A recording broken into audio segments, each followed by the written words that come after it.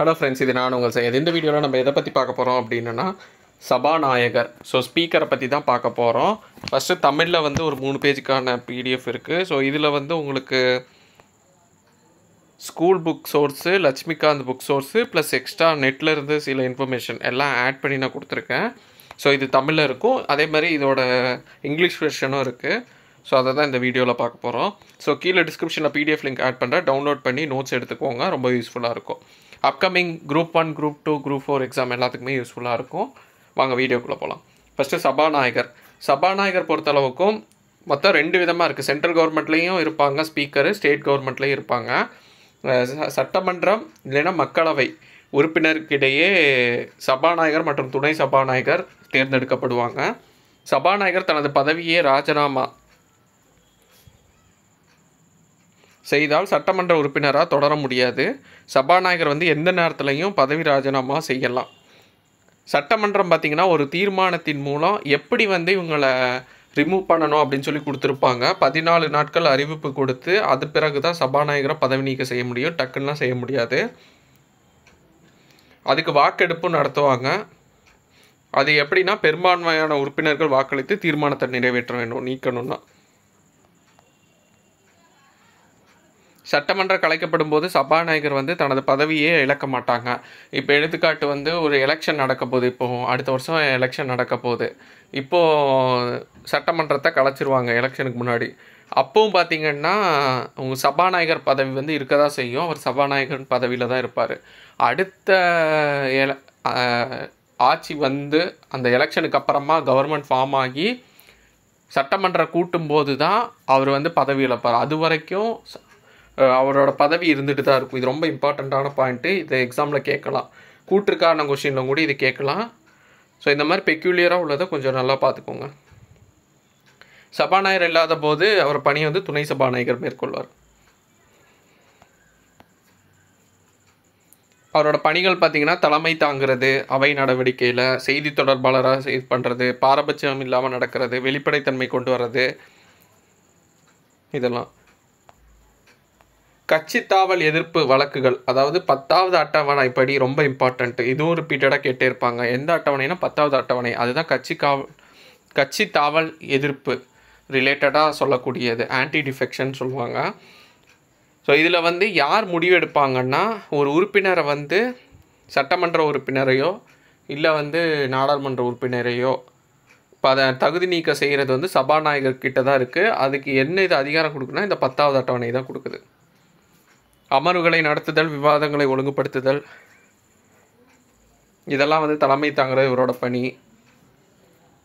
நிகழ்ச்சி நிரலை தீர்மானிக்கிற மசோதாக்களை குழுக்கு அனுப்புறது, விதிகளை அமல்படுத்துறது, குவாரம் அதை உறுதி செய்கிறது, பண மசோதாவை சான்றடிக்கிறது, பட்ஜெட் விவாதங்களை நிர்வகிக்கிறது.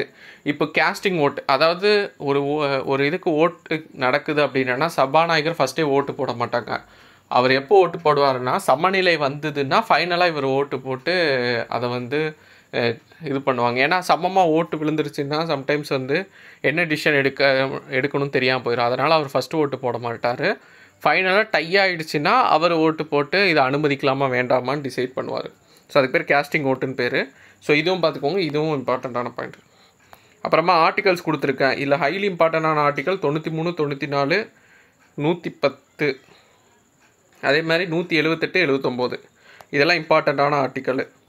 93ங்கிறது மக்களவை சபாநாயகர் துணை சபாநாயகரை நியமனம் பண்ணுறது. 94 பதவியிலிருந்து விடுவிக்கிறது. அதே மாதிரி மாநில சட்டமன்றத்துக்கான சபாநாயகரோட நியமனம் பார்த்திங்கன்னா 178, 179ங்கிறது விடுவிப்பு இல்லை ராஜினாமா பண்ணுறது. அது ரிலேட்டடாக உள்ளது. இது போக மற்ற ஆர்டிகல்ஸும் இருக்குது. இது ஜஸ்ட்டு பார்த்துக்கோங்க. ஆனால் ஃபஸ்ட்டு இந்த 2 ஆர்டிகல்ஸ் தான் ஹைலி இம்பார்ட்டண்ட்டு, ரிப்பீட்டடாக கேட்டே இருப்பாங்க. அதே மாதிரி அது மாநில சட்டமன்றத்துக்கான ஆர்டிக்கல் கேட்குறாங்களா இல்லைன்னா மக்களவை லோக்சபாக்கான ஆர்டிக்கல் கேட்குறாங்களான்னு பார்த்துக்கோங்க.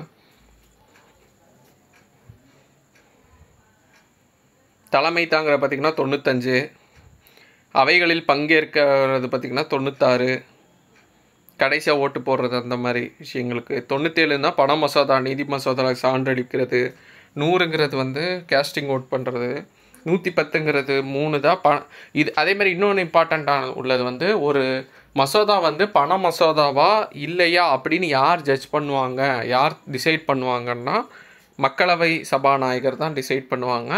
இதே சட்டமன்றம்னா மாநில சட்டமன்ற சபாநாயகர் தான் அதை டிசைட் பண்ணுவாங்க. இது ஹைலி இம்பார்ட்டண்ட்டான பாயிண்ட்டு. ஒரு மசோதா இதுவும் ரிப்பீட்டடாக கேட்டே இருப்பாங்க. இது ரிலேட்டடான வழக்கு பார்த்திங்கன்னா கிஹோட்டோ ஹோலோஹான் அந்த தீர்ப்பு, அந்த வழக்கு இருக்குது.